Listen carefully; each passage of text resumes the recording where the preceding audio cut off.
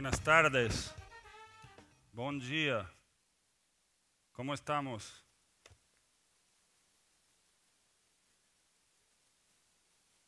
Ok. Otra vez. ¿Cómo estamos? Ok. Muy bien. I'll do this presentation in English, but we'll also have Spanish as well. And I hope everybody came back to see me and not because you got a push notification about the iPhone 6, right? You got the push notification? So while I'm setting this up, your responsibility is now to SMS all of your colleagues that are hanging out by the pool, because I saw them, don't tell me they weren't there, and tell them to come back because they're going to have an opportunity during this presentation to potentially win what we call a priceless surprise. And inside that priceless surprise, we have purchased unlocked iPhone 6s. So you have the opportunity to take one of those back to your markets and show off to all your friends that you have an iPhone 6. So stick with me while I'm setting up for a moment, and then we'll get started, okay? So we talk about connected devices, so I need to connect my devices. All right, can you see them in the back?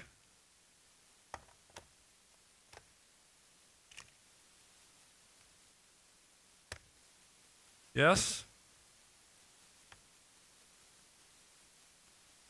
Okay, good. All right, and we'll get started. So it's been an exciting day so far, hasn't it, right? We started with Caldart in the morning that told us what's happening in Latin America and the Caribbean. And then we had Robert Wolcott, who came and spoke about innovation. Did you guys like the fortress and the ships going out to sea? And when we try to innovate, the first thing that our colleagues tell us is, can't be done, it's a bad idea. So, and then we went to Gary Lyons, who showed you kind of the future and where we're going, and Google X and driverless cars, and it's probably amazing what Gary has going on in his house with connected washing machines and refrigerators.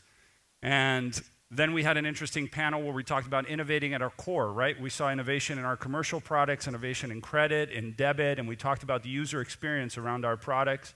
Then we had some really good lunch, a lo Latino style. It went a bit longer than we expected, and we came back a little bit late. And then you had a panel about financial inclusion. We talked about, with Miriam, about consumer trends, and now we talked about loyalty. And I will try to bring all of this together and have you leave this room with an understanding of where do all these things come together in our industry, and what does digital convergence mean? So the number one question I get, and I got it from 4 reporters here today in this hotel, is where is all of this going? What are we as banks, as issuers, as acquirers, as merchants, what are we supposed to do if we are based in La Paz, Bolivia? What are we supposed to do if we are sitting in Costa Rica or in Nicaragua or in Brazil? And so what I'm going to try to do is show you the path and how we're going to get there. But in order to do that, we need to start with the past. And in order to understand the future, I'm missing a cable. Hold on a second. Let's go back first. This mess of cables.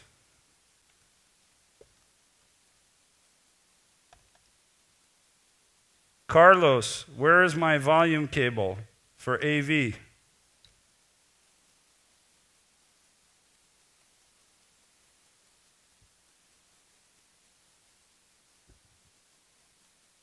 And there comes Carlos.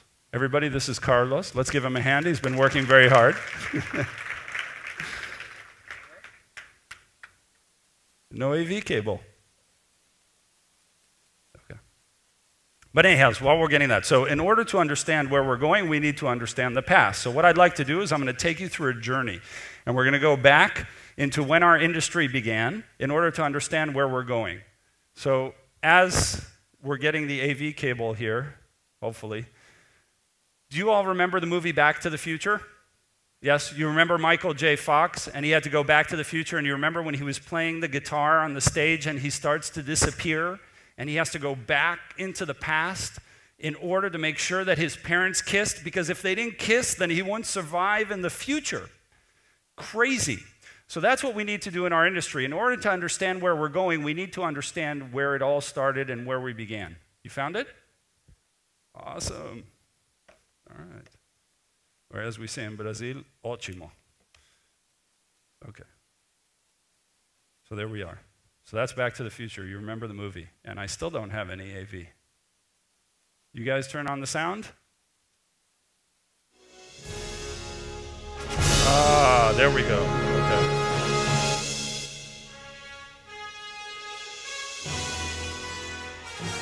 Okay, now you're all with me. You remember the movie and Back to the Future and where we're going. So let's get started. So in 1964, we established what we call the Master Charge. You remember the Interbank Card Association. So if you look on the back of your MasterCard, you have an ICA, which is a 4-digit number that we assign to each, what we used to call members in our association. So this was the beginning of the association, and you would go to wrong one. Can you switch back, please?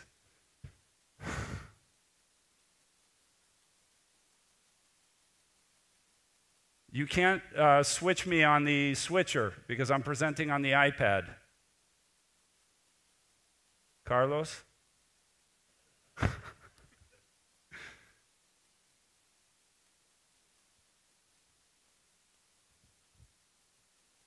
Okay, now you see me. So in 1964, there we are back, Master Charge. Please don't touch the switcher, don't touch anything. I'll just do demos up here, okay? So let's just leave the iPad connected. So in 1964, we were Master Charge. Now what we had to do in order to capture the credentials that were on the piece of plastic is we had the Zips app. You all remember the Zips app, right? Seems like a long, long time ago in our industry that we had the Zips app. I was going to connect my phone, but I'm afraid that if I connect my phone, then the stage is going to disintegrate. But what you can see here is a picture of me in Mexico, right? And what I'm doing here is they actually zip-zap my card. So if you look at this piece of paper, they actually took a zip-zap of my card, and it's two.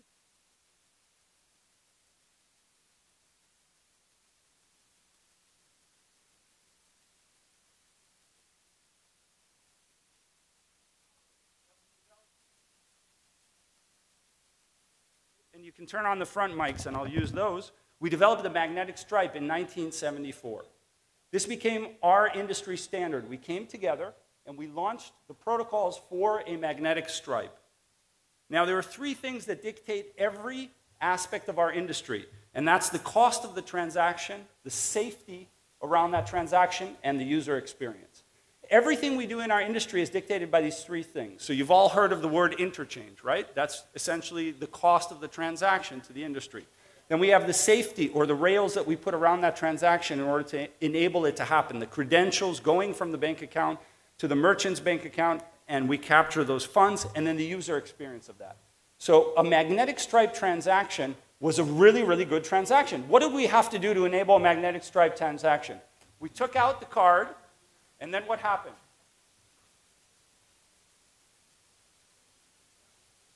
We swiped it, right?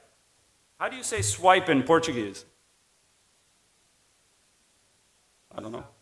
Passar o cartão. Okay, passar o cartão. So we swiped the card, and then we captured that transaction. And that is a positive user experience. It was a positive merchant experience. That took us forward, though. We had to update the POS terminals. You remember? So we had to bring out these new terminals. And I have one here on the stage with me. Anybody know what this terminal is? Ingenico? Yes. You're all shaking your heads. Ingenico, Verifone. We all know these terminals, right? So we had to upgrade these terminals in order to enable swipe transactions. So here I go. I take out my card. I swipe it through the terminal. And it says, please use the chip reader. It's a smart terminal. So we upgraded all of these terminals, all in the merchant point of sales. And then in 1970, something dramatic happened in our industry. Does anybody remember the advent of the catalog? You remember these? Yeah. So this is, actually my father still receives these. Yes, he does buy clothes from this catalog, which is why I frequently comment that he looks like he's from the 1980s. But anyways, if you look in here, do you remember what we used to do is we used to write down the card number, 16 digits, we used to write it here. And then how long did it take for the stuff to come that we ordered in these catalogs? 6 weeks, right? Anybody here shop on Amazon Prime? Do you have Amazon Prime, right? Now, if you were to go into Amazon right now and select what you wanted in your cart, which was probably a new HDMI sound system here because this one's not very good, and I told you that it would come in 6 weeks, would you complete that transaction? Never. And so it was amazing that in our industry at this time is when we conceptualized the pay now, get later. And there go the lights. And in the 1980s, it was the beginning of what we call MOTO. You know these, right? Magazine order, telephone order. And in the 1980s, we started ordering things over the telephone. So I grew up in a foreign country. And when I was a kid, I remember we used to pick up the phone, and for 1 minute, we used to talk. And when it reached 59, we used to hang up because a long-distance phone call then cost a lot of money. So what we ran into was a problem with the cost of the transaction, the safety of that transaction, the user experience. Because to read 16 digits and an expiration over a phone line where it costs so much money to make a phone call was really, really difficult. And so in our industry, we ran into a problem, and we needed to create something. So in 1988, ladies and gentlemen, this was at the forefront of payments innovation, the hologram.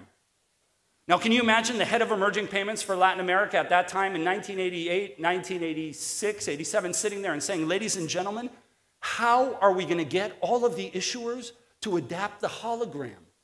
How are they going to do it? And here we are in 2014, and my card has a beautiful hologram with MasterCard on it. And they said, but you know what? That's not enough, because what we need to do is to ensure MOTO transactions, right? Mail order, telephone order.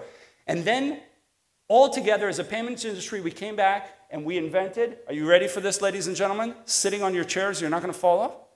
The CVC. Now, this was the forefront of payments innovation, and there it is, ladies and gentlemen, 999.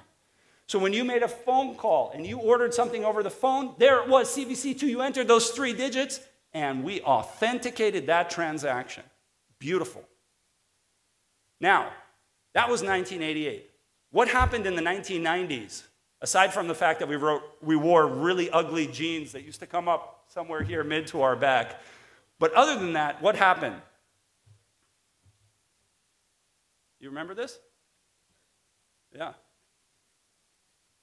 1994, there was a small startup called Netscape that came out with the internet. And I still don't have any volume. No volume. Okay, so in 1994, when Netscape came out, this fundamentally altered the way we were doing everything we were doing, right? So we were able to go on the internet and see pictures of people in foreign countries and all these things. And in Latin America, we had this beautiful piece of innovation called the Commodore Amiga, right? So can you imagine the branding teams thinking, hey guys, let's create a product for Latin America. Let's call it Amiga. Right? It was like the Chevrolet Nova. Who was thinking or not thinking at the time when they came out? But this was the personal computer. And you know there's that famous quote from the CEO of IBM that says, nobody's going to have a personal computer, right? It's not going to work. Nobody's going to use personal computers. But here it is. And basically, this revolutionized everything we were doing. And I want you to hear it from the expert Tim Berners-Lee, except the only problem is I have no volume on the iPad, so I can't play my videos. Guys? Carlos?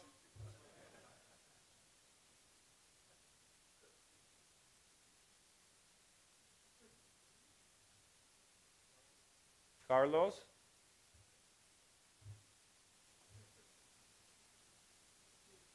Guys? Okay, anyways, I'll tell you what he's saying.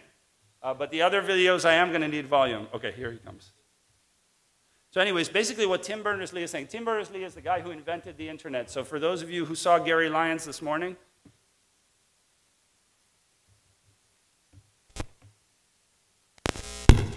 Tim Berners-Lee is his idol. Okay, so this is the guy who wrote the code. 2014, and 40% of the world are using the World Wide Web. Obviously, it's and counting. Obviously, it's increasing. Okay, so Tim Berners-Lee is telling you that 40% of the world. Do you believe that? Well, here's the chart that Caldart referred to this morning, Gilberto Caldart referred to this morning. This is Harvard University taking pings of unique internet protocol addresses around the world. That means if you have a mobile phone in your wallet and you just took it out and you just tweeted MA Innovation, which I hope you're doing all day, that is a unique Internet Protocol address, and that's what appeared in this ping. So if you look at this, you can see, right, that the United States and parts of Europe and parts of Brazil and parts of Latin America are extremely connected. So when we say what is going to happen to Maria in La Paz, or what's going to happen to Jose, who's in Trujillo in Peru, or what's going to happen in Uruguay, they are already connecting. And if it's through a Yahoo account, or it's through the smartphone that they have, which is an HTC or Huawei, which you can buy for 100 pesos, right, in Mexico, they are connecting to this. Now, what does this mean for our industry? What this means for our industry is that the way people pay, the way they interact is changing dramatically. Okay? So do any of you have children in the room? Oh, come on, there's got to be, or unless you're really tired, it's already 4 o'clock and you're waiting for the cocktails. So my son, who's 4 years old, he goes on and he buys things with his phone. So we're going to see that in a moment, right? So that's already happening. It's going to happen in these countries. So that's the internet. Now, this dramatically changed how we shopped online. And in 2001 and 2002, if I said the word Amazon to you, what would come to mind? A river in Brazil, right? A really long river in Brazil, but not an online retailer. So this is how the internet really transformed how we were shopping. Yet we had a problem, which was the cost, the safety, and the user experience. Those three things really dramatically impacted how we were doing business on the internet. And so what we did in 2002 as MasterCard is we put down rails to secure those transactions. And that's MasterCard Secure Code. That happened in 2002. And what we're doing is we're laying the safety, the foundation to enable that transaction to be a little bit cheaper than it is, because it's a card not present transaction, to make it a little bit safer, and to ensure that there's a positive user experience, especially when you're using debit cards online, which is a bit more difficult in Latin America. And that takes us forward to 1997. In 1997, a bunch of executives from MasterCard and Visa get on a plane and go to Switzerland and sit down with another company, which was a startup in Paris called Europay. Does anybody know what the result of that was? EMV, right? Europay, MasterCard, Visa. And in 1999, we published what we call EMV code protocols for cryptography of this transaction. Does that sound exciting? So that's when we put the chip on here. Now, this is why I'm really popular at cocktail parties, and on the weekend I have a lot of people hanging out with me, because I like to talk about, you know, elliptical curve cryptology and all of these exciting things. Usually I'm a geek in the back. But in 1999, this was fundamental. We got together as an industry and we published what would become EMV.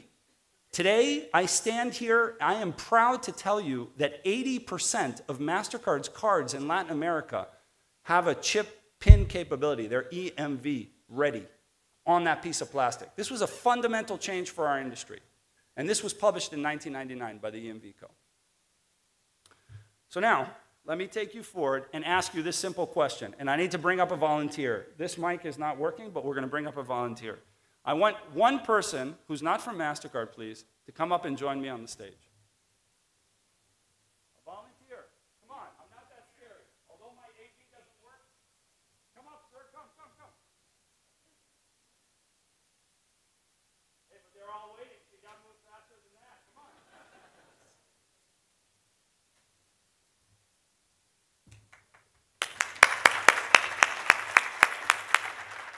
Leon. Mucho gusto. Aquí está el micrófono.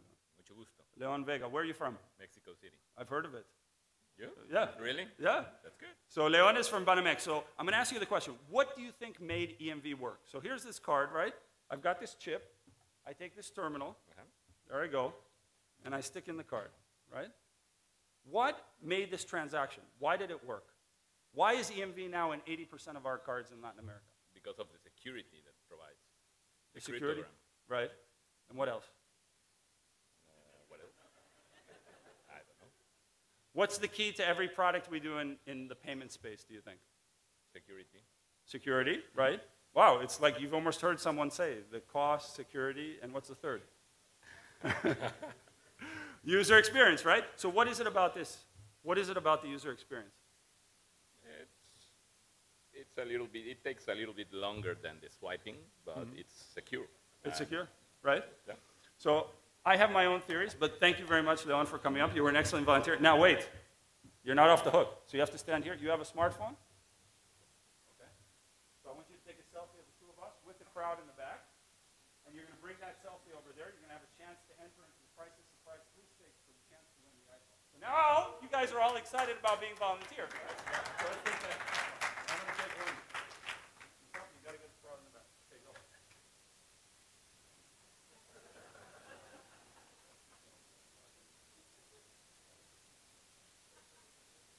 All right. Muchas gracias, León. Un placer. Bien hecho. All right, thank you. So the key that made EMV work was the fact that it was a 4-digit PIN that you needed to access the ATM. Does anybody here know a family member who feels very emotional about their money? Any of you have family members that feel emotional about your money? Everybody knows the key to their ATM. Do you ever see, we had a picture here of George Costanza. Did you see the Seinfeld episode where George doesn't want to give up the PIN to the ATM and someone's dying at the ATM, there's a fire and they're being taken away by the ambulance? So everybody knows the ATM. That's what made EMV work because of the user experience was so easy. Okay, so that's what I would argue. So that took us through, that was 1999, we published the EMV code, and then we go forward and we have to update these terminals. So you notice with this terminal, I actually entered the card instead of swiping, and then I can do a transaction. So that's when we updated the terminals. That takes us to 2007. Today, we're introducing 3 revolutionary products of this class. The first one is a widescreen iPod with touch controls.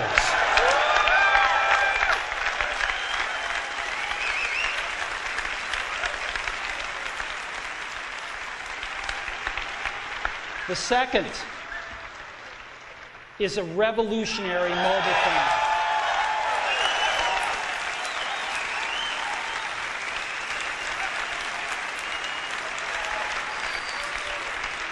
And the third is a breakthrough internet communications device.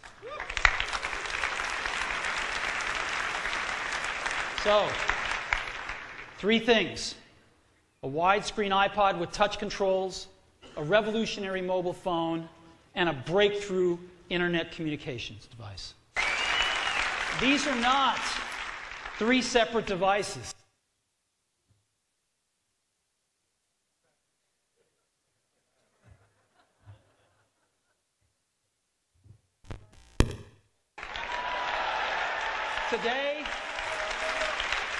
Today, Apple is going to reinvent the phone. And here it is.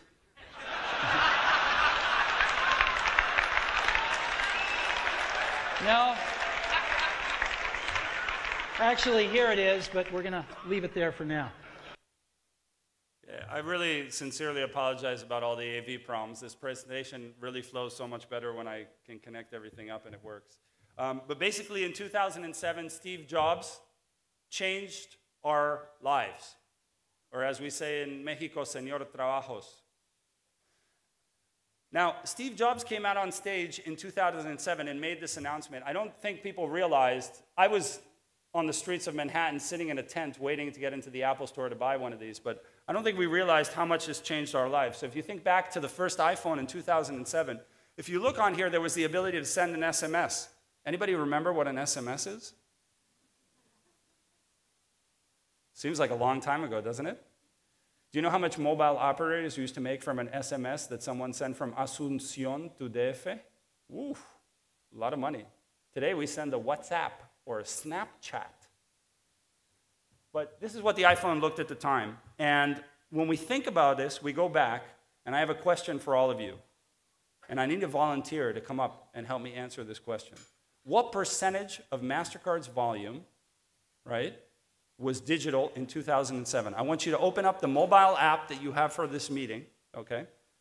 Go in there. I would have showed you, but I'm afraid that if I connect my phone, I'm going to lose the connection to the AV. Go into here, right, for those of you that have it, and open up the agenda and go into my session, and you're going to have question 1 that's going to appear here, okay? So, what made go into question 2. Question 2 is, and enter your first and last name. What percentage of MasterCard's volume was digital? A, 2.7%. B, 5%. 3, 10%. Less than 1%. Do I smell coffee? All right, did you answer? I need a volunteer to come up. I have no volunteers after Leon's incredible demonstration up here. Come on.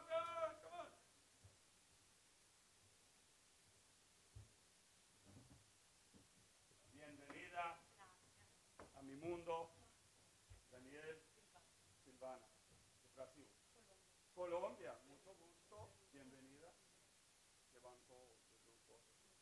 MFS, okay. Silvana from MFS. Okay, so what percentage of MasterCard's volume is digital in 2007? What do you think of these options?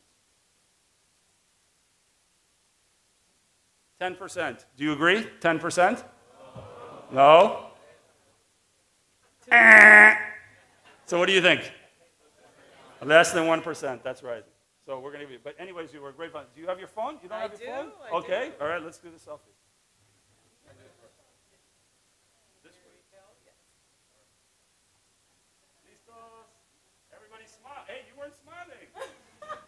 Okay, so that was 2007, and the answer is 0.3% of MasterCard's 3 trillion volume, or whatever it was in 2007, is digital. Now, the key about Steve Jobs was all about this quote, which is we start with the user experience and we go back towards the technology. So Apple actually calls itself a consumer experience company. They're not actually a technology company, and that was the key to the iPhone in 2007.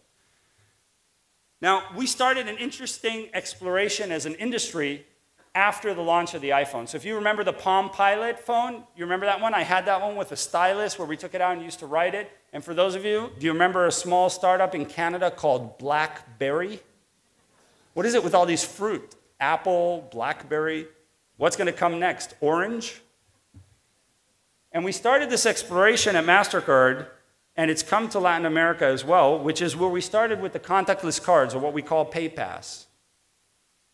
And we had a reader. So similar to this reader, a little bit different. And we were able to touch that with a piece of plastic, and we were able to make a transaction. And then we joined partnerships. So you were up here from MFS, Mobile Financial Services, which is our partnership with Telefonica. And we were able to actually get on the SIM card and enable transactions to take place in that way. And that was our contactless transaction. And then in 2011, we launched device-based with Google. Do you remember the Google Wallet launch? That was the day that we got the most hits on Google, more than Microsoft, Bill Gates, or Kim Kardashian. Yes, I did see the pictures that Kim Kardashian posted on the internet. And although it has nothing to do with payments, she has a remarkable way of marketing herself, doesn't she? And that was the Google Wallet in 2011, and that brings us to today, which is the cloud-based. Any of you know Uber? Yeah? So I want you to do an exercise with me here just for a moment, okay? So we go in. I'm going to connect my phone here for a moment. Maybe it will actually appear on the screen as well. And I want you to pull, yay! Can you pull your smartphones out? Everybody. Tell me how many applications you have like Uber that have credit cards on file in the cloud. Okay, so I'm going to go through here. I have Pandora. It has a credit card in the cloud. I have iTunes, that's 2. Citibank, 3. Chase, 4. 5. Uber, Starbucks. You know the Starbucks app? Really cool. You can pay. You've got a car loaded there. And I've got Starwood, all the airlines, right? Delta, United, etc. So how many do you have? 15. Really? Come up here. Hi. Jack Cheney, Jamalto. Oh, Jack from Jamalto. Uh-oh. Oh, there he goes. He's going to sell us something. No, let me see. So which? Oh, that's a beautiful. I don't need an iPhone 6. You've got the iPhone 6. Okay. And I already have. He's got Apple Pay. Unfortunately, I tried to do MasterCard, but it wouldn't work when I enrolled. We'll have to fix that. But yeah. Isn't that a 4-letter word? What's that? No. Visa? Yeah. But they're all my merchant apps. Oh, your merchant apps? Okay. Okay, which are all pre-installed. Yeah. And then I have all of my airlines. So, Okay. and they all have card on file, and a few others. Okay. Excellent. So we're going to take a selfie? Sure. There are other things in there, by the way. You know, it's not just an iPhone. So you can always go one. Take a selfie. You got to switch the camera around. There we go. Hey, everybody smile. All right. Thanks. Thank you, Jamaldo. So this is Uber. This is a card in the cloud. Now, what's the problem with the card in the cloud? And I want to illustrate this for a moment. But I need all of you to stand up. And I need you to take your smartphones out. Okay, you ready? Stand up, please. And we're going to go. And here we are in 2014. I need to go back to the iPad.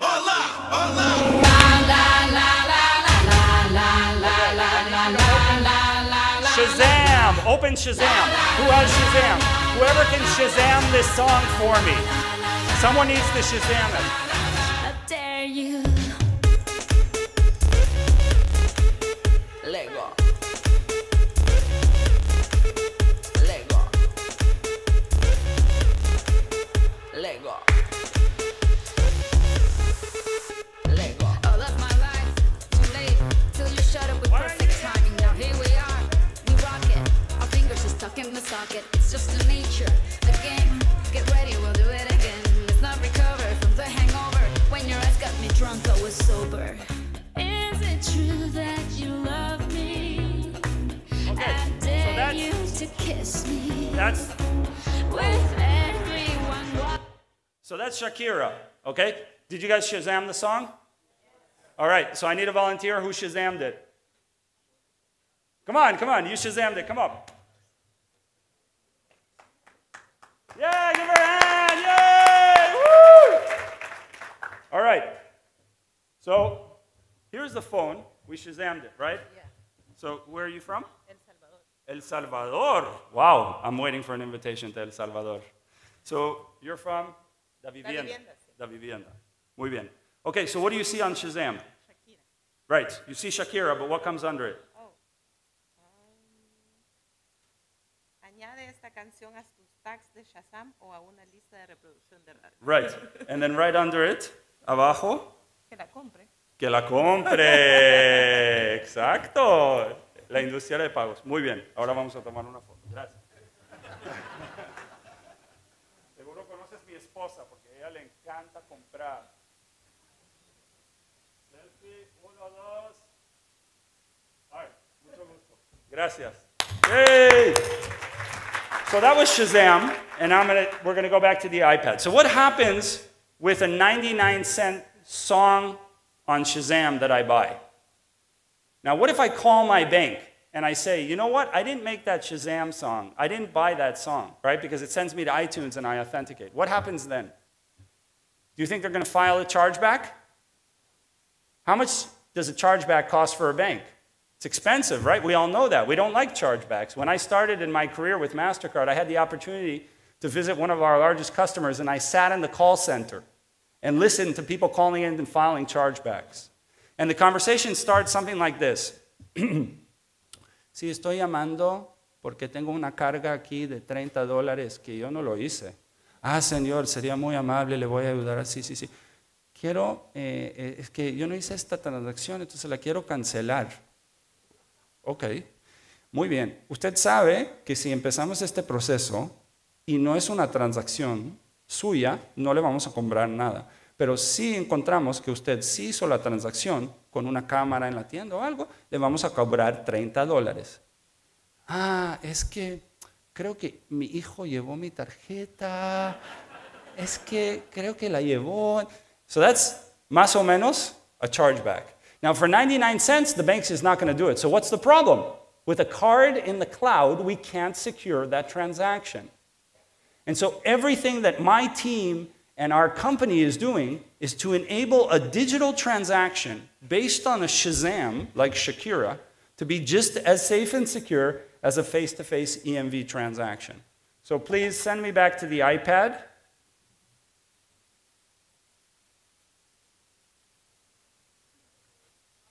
Carlos. Carlito. I'll disconnect the iPhone. Okay. So that brings us back to 2014. What percentage of MasterCard's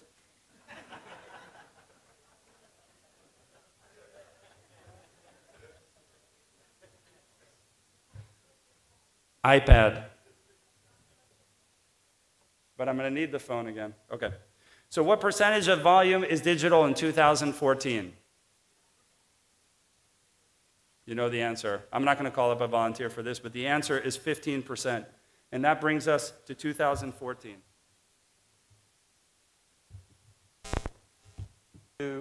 Payment process, and we call it Apple Pay. Now, Apple Pay is built into every iPhone 6 and 6 Plus. And we've got a groundbreaking NFC radio antenna built across the top.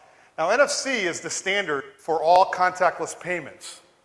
Now, you also have the convenience and security of Touch ID. And we've got a new chip called the Secure Element. And it's built into every iPhone 6, and it stores all of your payment information encrypted and securely. You can also see all of your credit cards on Passbook. Now, Apple Pay is easy, it's secure, and it's private. We're starting in the US with credit cards and debit cards from the 3 major networks, American Express, MasterCard, and Visa. And we've got the 6 biggest issuing banks in the US, along with a few more. They add up for more than 80% of all credit card volume in the US, and we'll keep adding even more banks. So that's Apple Pay 2014, and I want to actually show you what that means, and I really hope it works, and I'm connecting my phone again, so we're going to go to my phone, and I'm going to make a transaction here using this terminal. So can you see my phone? Okay, there it is. The phone is locked, right? The screen is locked, so I'm going to turn off the phone. I've got this terminal here, okay? So what are we going to buy? We're going to buy a cocktail tonight at dinner. So how much does that cocktail cost? The Fontainebleau, it's probably going to be about $12. So I enter $12. Here's the amount of the transaction. I know it's very hard to see it if you're all the way in the back. I wish we had a way to show this. Now I'm back on the iPad. I need the phone again. I need the phone.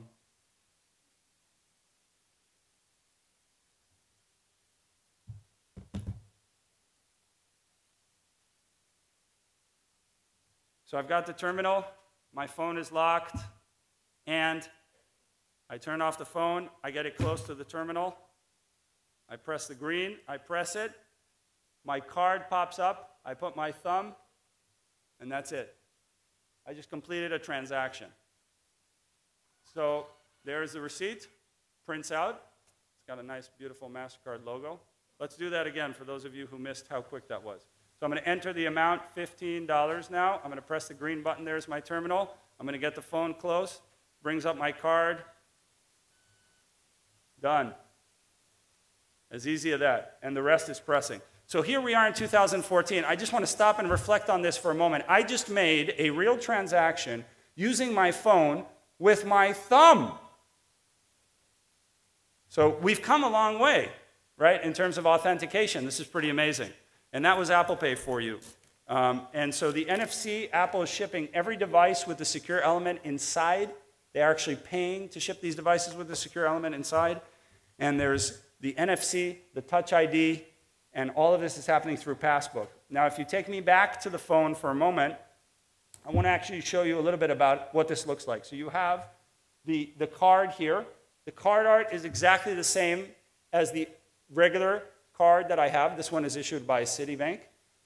Now, if you look here, you can see all the transactions. So I just made these. I made one just now. I made one a minute ago. Now, if you see, I can contact my bank, and I can go straight into the Citibank app. I'm not going to open that because my wife is probably in Aventura Mall buying a bunch of stuff right now, so I don't want you to see all that. But I'm going to go back to Passbook. So I have all of the transactions. Now, the most beautiful thing about this is you see where it says card number here, 2037. Those are the real last 4 digits of this plastic card. But under that, you see where it says device account number. This, ladies and gentlemen, is our tokenization standard. And for those of you that are really interested and don't have a lot to do on a Saturday evening with a nice glass of Chardonnay, I really recommend you pick this up. It is our EMV Payment Tokenization Specifications. It's a really good read. And what this is basically how we're taking this card number and we are tokenizing it in this device. So you can see that the 4 digits here don't match the last 4 digits on the card. And that, ladies and gentlemen, is what we call MasterCard Digital Enablement Services. Speak to your local MasterCard representative about how this could be coming to a store near you very soon. Now, the other thing is that's beautiful that Apple has done is if we wanted to add a card, which we can do, in Passbook, well, sorry. So we have the ability to do that. All we have to do is take a picture. I'm not going to show that right now, but you can just take a picture of the card and load it in. So that's Apple Pay. And here we are in 2014, and this is what we've done. So I want to leave you with a call to action, just a couple things about what we've been discussing. And if you could take me back. Oh, that's my wife calling. Yeah. Hola, mi amor. Estoy presentando. Ciao. That wasn't prepared, by the way. That was a... So I want to leave you with 3 things as we sort of wrap this up. The first one is how crucial acceptance is for our industry. So we need to continue to build out EMV, full-grade EMV acceptance.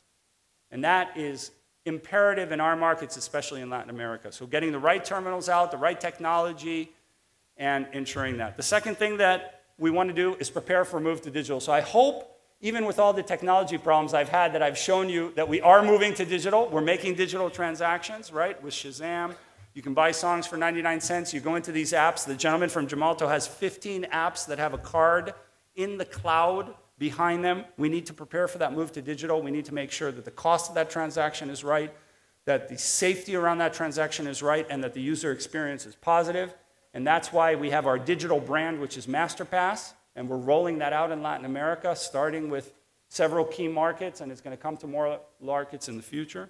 And then the third thing is that everything that we do is on interoperable industry standards, like this EMV tokenization. So when the industry gets together, and we did this with Visa and with Amex and MasterCard together, you can see that this enables our industry to be more effective. And what we do really together works really well. So that's my presentation. And as I talk about the move to digital, I want to leave you with a short video, which sums up a little where we're going.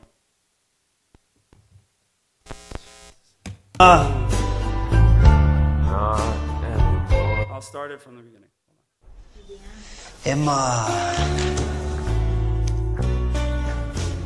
Huh?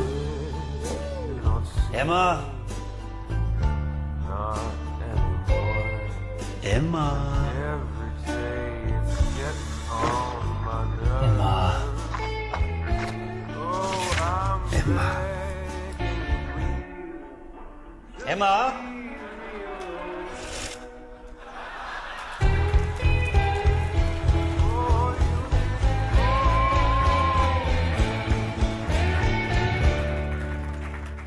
So that's it. I'd like to leave you with that thought. Thank you very much. Thank you for coming here. Now, before we end, I just want to talk a little bit about what's going to happen next. We have our product showcase in the other room. Please stop by. Come see these products. You can play with them. You can touch them. You can see MasterPass. You can see In Control. You can see all of the wallets and everything that we're doing. Then we're going to have a marvelous cocktail together. And I think I need a drink after this. From Carlos. And he's going to pay for it. And then tomorrow, all right, for those of you that are interested, we have very specific tracks. You need to pick the tracks that you're interested in learning more about. So as you can see, we have commercial, we have credit, we have prepaid, we have financial inclusion, we have governments, we have CSAM and wallets. So there's a lot of really good stuff coming tomorrow. I'm looking forward to it. Pick what you're interested in going to. Tweet, interact, and come find me if you have any questions. This has been really fun. I have enjoyed it. Thank you very much. Muchas gracias. Muito obrigado. Buona notte.